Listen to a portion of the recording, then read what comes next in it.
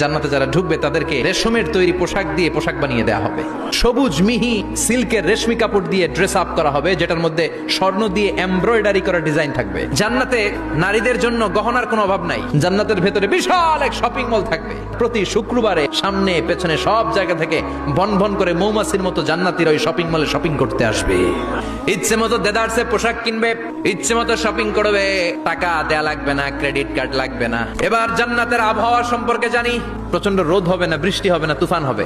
জান্নাতের ভেতরে জান্নাতীরা সূর্যের প্রচন্ড তীব্রতাও পাবে না, আবার শীতের কারণে কষ্টও পাবে না। দুইয়ের মাঝামাঝি চমৎকার আনন্দ ঘন নাতিশীতোষ্ণ একটা পরিবেশ আমি জান্নাতে করে দিয়েছি।